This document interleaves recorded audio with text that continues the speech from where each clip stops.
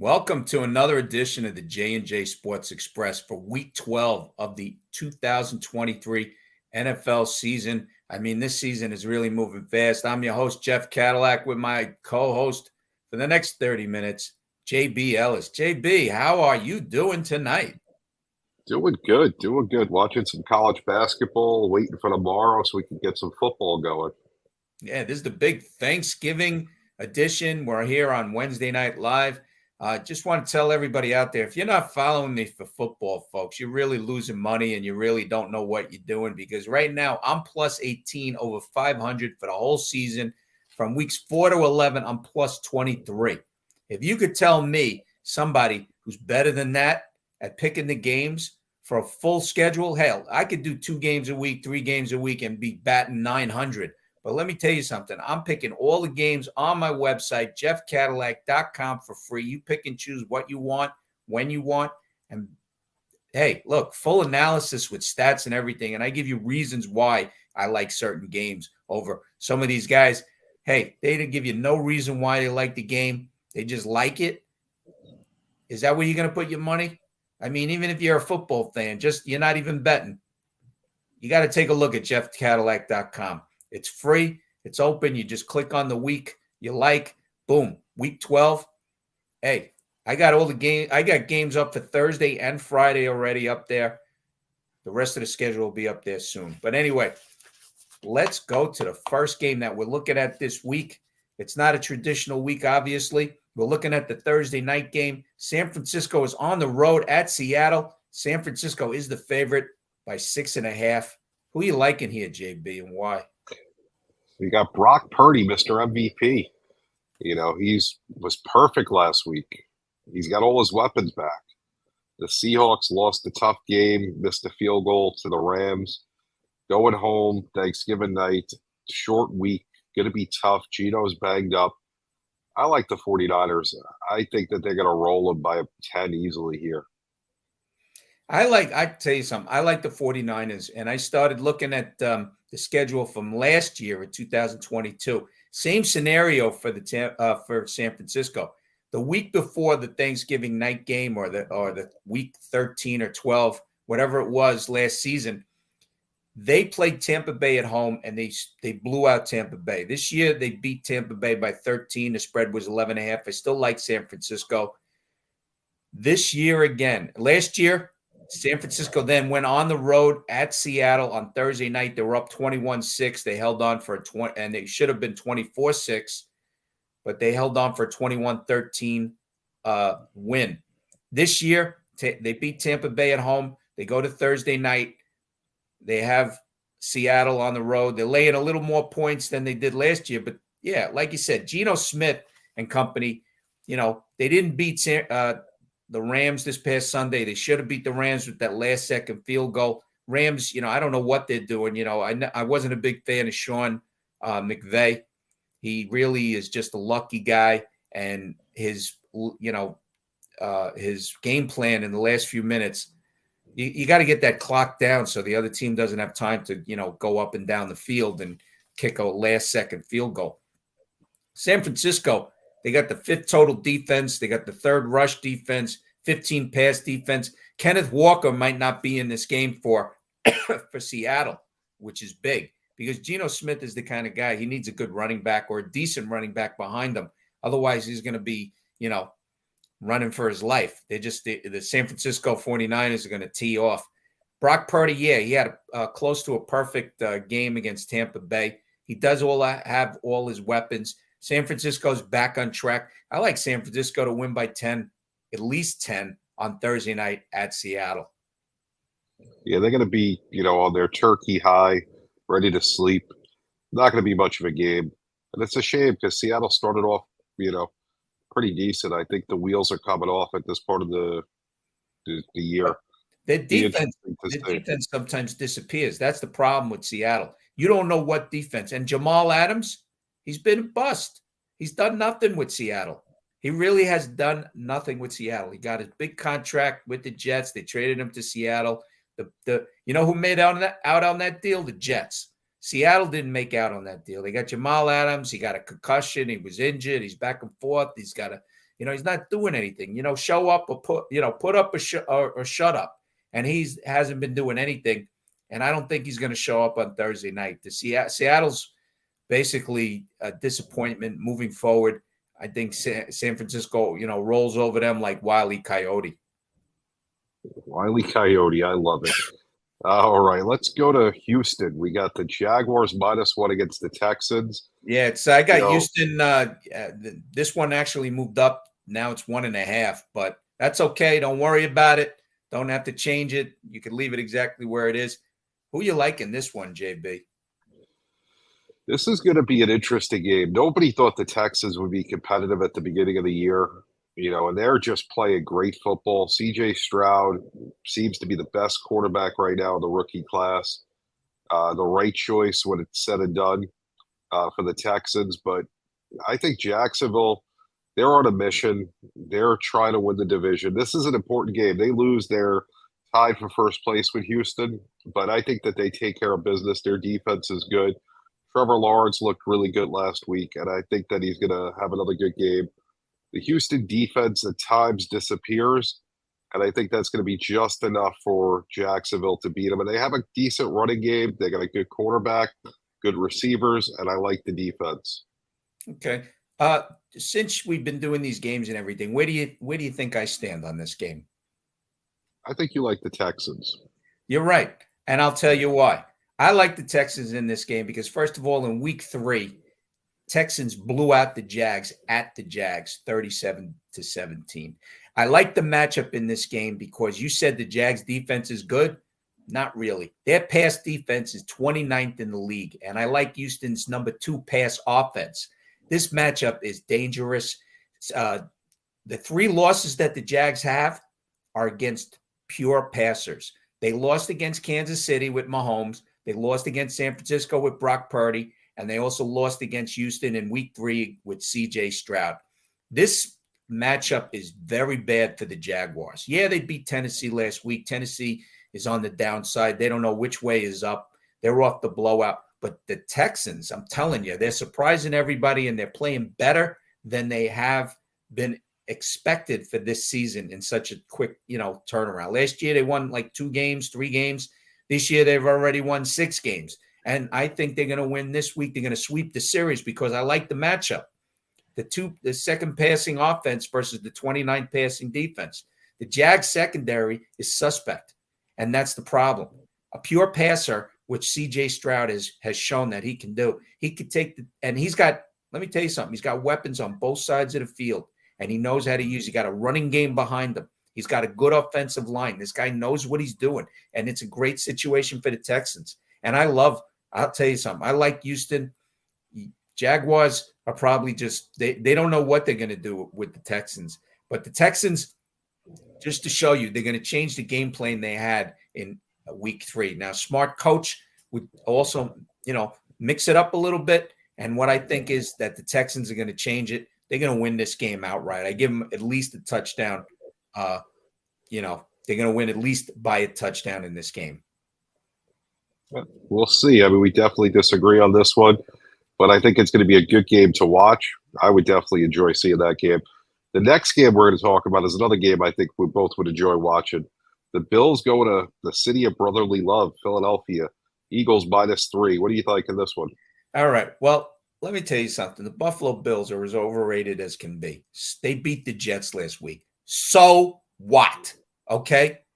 A Pop Warner team right now could beat the Jets. You were like high on the Jets thinking that game was going to be close last week, and I said it had blowout written all over it, and that's what it was. The Bills on a bounce back against the Jets. The Jets are terrible. Everybody say, oh, they were 4-5, 4-4. No, they had one good game that was against Philly, and the rest of it is nothing. The Bills are as overrated as can be. They're running around, big deal. They blew out the Jets. Eagles did what they had to do on Monday Night Football. I love the Eagles big. Hey, listen, Kansas City was playing like they dropped a lot of balls. They were not focused. Eagles came in, did what they had to do. They stopped Kansas City from scoring in the second half. They turned around and won that game. I loved Philly big. In this game, hey, I'm loving Philly again because the Bills are overrated. The Eagles, They have a very good defense, like the number one rush defense in the NFL. And Bills like to run, but it's not going to happen. Kansas City like to run. Big deal. So you get yards, but you still lose. It's not a big deal. So Philly, I happen to like Philly. Philly beat Kansas City on Monday night. Buffalo, like I said, beat the Jets. So what? They're overrated. I like the Eagles winning by at least 10 points in this game. Who do you like there, JB? I got to go with you on this one. The Eagles do what needs to be done to win. They should have lost the game in Kansas City. Kansas City was driving. Fumble by Travis Kelce, which doesn't usually happen. Drop passes by MVS, who can't catch a cold. Mahomes played a great game. His receivers abandoned him. Kelce was unlike Kelce with that fumble. But the Eagles kept it close. They did everything they needed to do to pull out that victory. Got to give them all the credit in the world. They're going to go home and they're going to feast on the Bills. I think the 3 points, this is a joke. I think the Eagles are a much better team.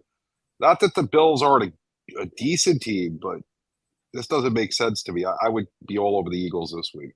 I see Josh Allen definitely throwing a couple interceptions against the Eagles.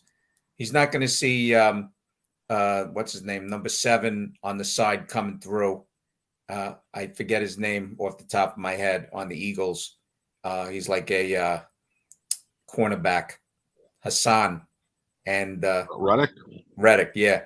And he's going to come out. Phenomenal. He's going to come out from the side. This is what Jamal Adams used to do on Seattle, but he stopped doing it. But Reddick is going to come out on the side, and he's going to pop Josh Allen, and Allen's not even going to see it coming, and it's going to be a definite fumble. And Philly's just going to romp all over Buffalo. Buffalo is in a tailspin. They haven't beat anybody. They had a one game against Miami earlier in the year, and they're not. There's nothing there. It's all flash. What do you think with the change of the offensive coordinator? Obviously, they beat up on the Jets. The Jets have a good defense, a really good defense, and they scored a lot of points on them. But I mean, what does that say? Is that something that they can build on? I mean, it's tough that they have the Eagles this week, but is that something towards the end of the year? Jets have a good defense, but like I said last week, that they have a very bad rush defense. And when your defense is on the field for most of the game, it gets worn down. And that's the problem with the Jets. The offense is so bad that the defense is on the field so long that eventually they're going to get beat. I mean, how many times can you cover somebody? Eventually they're going to get the ball. They're going to get the points. They're going to get the touchdowns. I mean, the new offensive coordinator, they were bumped. Big deal. Like I said, they beat the Jets. Let's see how good they do this week against the Eagles. The Eagles are on a mission, and that's to get back to the Super Bowl. They lost against, Kansas City last year, and I said this was a psychological game. They had to come out strong. Listen, they were down 17-7, but you know what? The good teams make adjustments at halftime. Bad teams, if they're up, they lose because they don't make adjustments. You don't come out with the same game plan in the second half, because if you're playing against a coach who knows what he's doing, he's going to make adjustments, and it's going to be a different game in the second half. That's why you got teams that are up at the halftime, and then you wonder what happened in the second half because they blew the lead because the other coach made adjustments. Eagles made adjustments on Monday night. That's why they beat Kansas City. And Kansas City dropping passes all over the place, that didn't help either. No, not at all. An untimely fumble by Travis Kelce, which that was surprising. And an interception in the end zone by Mahomes. You got on, he threw a bad pass as well. I mean, it's crazy Philly, when you look at that. Yeah, but Philly played the game. Look, they did what they had to do. And at the end, and let me tell you something, a year from now, people are just going to look at it as, hey, the Eagles beat Kansas City on Monday Night Football. That's the only thing that's going to matter is the score. Of course. So let's move along. Let's go out to SoFi. Sunday night, the Ravens -4 at the Chargers. The Chargers are in disarray. They gave up that game to Green Bay, to Jordan Love. They had a 3rd and long in that game, and they gave up a first down to the Jordan Love-led offense of the Packers. after they just scored and pretty much should have iced the game. They let Green Bay march down the field and take away a game from them in Charger fashion. I mean, this has become the story of the Chargers. You Well, watched one Charger game, you've seen them all because it's the same thing week after week. So my only question is, how many of the Ravens are going to win by? 14, 24? Or do the Chargers have a way to keep it close and then the Ravens come at the end and score a touchdown and win by 7? well, I have to agree with you on this one. First of all, the Chargers, I thought they were going to bounce back after the loss against Detroit. I thought, against Green Bay, that it was going to be easy and they were going to win. Brandon Staley, as the head coach of the Chargers, is a joke. I mean, this guy, even Dead man walking. he is like the the post game conference afterwards. He's like having an argument with one of the reporters. He's supposedly handling the defense. Let me tell you something about the defense at the Chargers. The Chargers are the 31st ranked total defense in the NFL. So whatever he's doing, it's not their fault. It's not their fault, he says. It's not the defense. Yeah. He was adamant about that and arrogant. Yeah. So And you know what? Mr. Dead Man walking. He's handling the defense. He's like one of the worst coaches I've seen in a long time. There are other bad coaches, obviously, in the NFL, but this guy who's losing and is arrogant, if you look at the Chargers on paper, you say to yourself, this team should be like, out of 10 games, it should be 7-3 or maybe 8-2. But no, they're like 4-6 because it's the bad coaching. He makes decisions at certain times which everybody questions them. It's unbelievable. They couldn't stop Green Bay. Brandon Staley is definitely, I got to agree with you, dead man walking. I mean, this guy finished the season, and there's going to be some major changes with the Chargers because you got a great quarterback, you got great offense, but also the defense, they stink because I don't know what they're doing out there. They're looking at each other, just twiddling their thumbs, and they're getting beat. It's not a talent issue with the defense. Right, but it's not a talent thing. Oh, they're getting beat horribly. When you have talent and you can't do anything, it's either the coaching or the players aren't playing. And if the players aren't playing, it's the coaching. Right. Because it's your job to get the players to play or to get rid of them. And it all comes down to management. And you got Baltimore here. They got the 3rd ranked total defense, 13 rush defense, number 3 pass defense. They're going to win by 10. Definitely. I see this game. Baltimore's going in. Baltimore's taking care of business. They're locking down. They're not losing games they did lose against Cleveland. That was a game I even liked Cleveland. It happens. It happens in division games. It happens in a lot of games. Things happen. They got too comfortable with the lead, and they kind of, instead of being still aggressive, they fell back a little bit. But in this game on Sunday night, Baltimore takes charge. They beat the Chargers in SoFi at least by 10. All right, last game, Monday night. 2 teams coming off tough losses. The Bears, who lost to the Lions in a despicable fashion, and the Vikings, who lost to Denver. Both teams had huge winning streaks going. And, Denver did what they've done the last few games, winning in the last seconds on a Cortland Sutton touchdown. What do you like here? I feel bad for the Vikings because some of the calls down the stretch, instead of going, they were setting up for field goals when they should have been going for touchdowns. Because you got in football or in any sport, you have to nail you have to hit the nail in the coffin you can't give the other team hope. And if you give the other team hope, it's over. And that's what the Vikings did. They left the door open for Denver, and Vikings defense got tired at the end, and they gave up the touchdown. I like the Vikings in that game +2. They covered, yes, but I would have liked to see the Vikings win. The Bears, they were up 26-14 in that game in the fourth quarter with like 4 minutes and 15 seconds left. But they blew it. Detroit was having a bad game. Jared Goff was having 3 interceptions. Chicago was like, if you turn the game off at that time, you would say, oh, wow, Chicago, great game. Justin Fields ran for over 100 yards. He really had a good game. And then the bottom fell out. And the Bears basically gave up 2 touchdowns and gave up a safety. They almost gave up another touchdown, but the guy, the offensive lineman for the Bears, kicked the ball out of the back of the end zone. Otherwise, it would have been a 10-point loss. It would have been some comeback. So, you're talking about unbelievable in less than no time. But both teams are coming off a loss. I happen to like Minnesota in this game. I think Minnesota bounces back. Joshua Dobbs and company, take care of business. They do have the 7th rushing defense in the NFL, the Vikings. They kept Russell Wilson and some others from Denver from rushing and taking advantage. They really kept Denver in check when it came to rushing. Just there was some crazy penalties on Minnesota in the past, in the secondary. I wasn't crazy about, but I like Minnesota to take care of business here. Late at 3.5 on Monday night. Vikings should win by a touchdown. Yeah, I mean, the Bears coaching was horrible at the end of that game. The Vikings, I do agree with you. They didn't have a killer instinct. They needed to go for touchdowns and not field goals. It's a shame because they were playing really good football.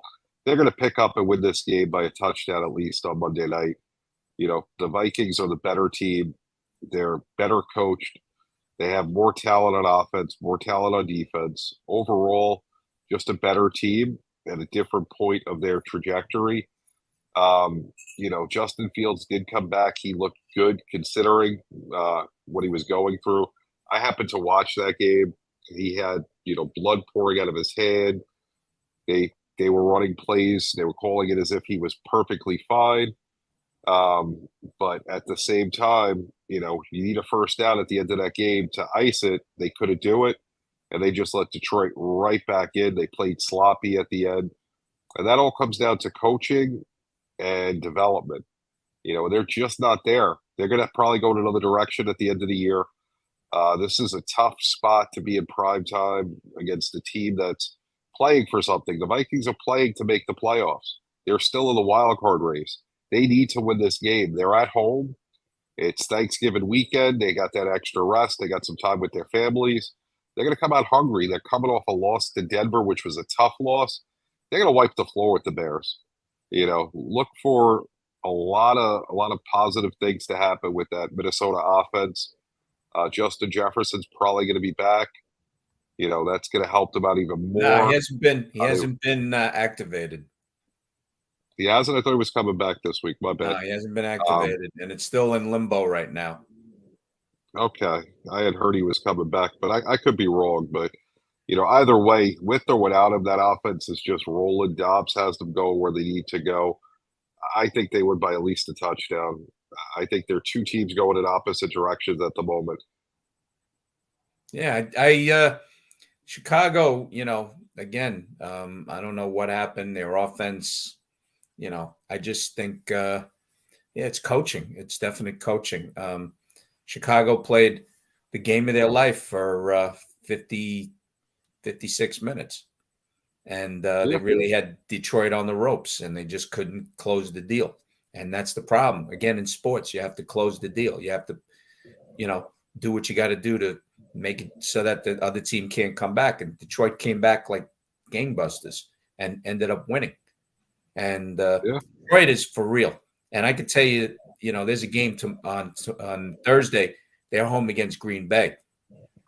And Detroit, it's not one of the games that we're covering this week, but I can tell you, Detroit, after having 3 interceptions and fumbles and all kinds of stuff, Dan Campbell is going to, short things up. And I can tell you tomorrow, Green Bay is in for a big surprise. I could see Detroit beating Green Bay tomorrow like 44-10. Yeah, I wouldn't want to beat Green Bay tomorrow. I think that offense is going to have something to prove after having a bad game. And the coaching staff in Detroit, they're serious. They've come in over the last couple of years, and they're building something. I mean, I don't think they're winning the Super Bowl this year. A lot of people, Detroit, but they're building. You could see the progression of it over the last 3 years, and it's going to be something special next year. Look to see Detroit where they go. Yeah, Detroit. If they could, they're a couple of players away from Definitely. They need a shutdown corner. You see, Yeah. Detroit needs a shutdown corner because you can't have, guys passing balls. And once you have Darrelle Revis only comes around once in a while. But there are guys that could definitely shut down the side and be on top of things. And then, you kind of got it in the bag. I mean, the defense is pretty good, but they need that one or two guys to really short things up. The offense is great. You got David Montgomery. You got Jamar Gibbs. It's a nice 1-2 punch running back. And they don't get banged up as much. It complements Goff. Hey, they're just moving forward. They're going to go deep into the playoffs this year, Detroit. I see them playing probably San Francisco or Philly or somebody, but, it's tough. It's tough. Philly in the playoffs is going to be very tough. I wouldn't want to play them. Or San Francisco, for that matter. Those two teams, I really hope we get an NFC Championship game, San Francisco, Philly, because honestly, they're the two best teams in the NFC. No disrespect to Detroit. They're just not there yet. They're close, but when you see San Francisco with all their guys when they're healthy, they're unbelievable. Yeah, and you see Philly's toying with teams. Philly's like a cat with the little toy that's hanging in the air, and they're like swatting at it, just playing. Philly toys with teams. What they do is they let you think that you're going to win the game, and then they come back. Not only they beat you, they cover the spread too. Yep. They let Kansas. It's almost like they let Kansas City. You know what? We'll give you a 10-point lead. We'll let you take a 10-point lead, but because in the second half we're going to make adjustments. We're going to shut you down, and we're going to make you so crazy that you're going to be dropping passes all over the place. You're not even going to be concentrating. And that's what happened with Kansas City. They were definitely not concentrating on something. Something was just not there. Mahomes was concentrating. Mahomes was playing the game of his life. He wanted to win that game. But when you got wide receivers who are dropping passes all over the place, and that fourth down pass was also dropped at the end of the game. Yes. There's nothing you can do about it. You know what wasn't there? Taylor Swift wasn't there. I don't even want to talk. Don't even bring that up. It's not even worth talking about. That could be a problem. There are people that are saying that it's distracting Kelsey. I don't buy into it, but it is conversation that people are having. And of course they are. It's something to talk about. But anyway, where can we find you, JB? JB_ the program on X, Sideline Sports every Tuesday night, Wednesday morning on WDJY 99.1 in Atlanta, NGBN network. Go to ngbn.tv or download it once it becomes available on all the app stores. And of course, DBTV and Alumni Media Network. Have a happy Thanksgiving, everybody. We will see you next week. Jeff, where can they find you? You can find me on jeffcadillac.com. All the games every week for free. Free analysis, folks. I mean, hey, listen, you want to win some money, just click on jeffcadillac.com. Also, you can find me here every Wednesday night on Sideline Sports with J&J Sports Express and on Twitter at JeffCadillac1. So everybody have a happy Thanksgiving. Enjoy the football. Hopefully we have a couple of good games. We got football on Friday. We got football on Sunday. We got football on Monday. So Saturday, just rest. See you guys next week. See you next week.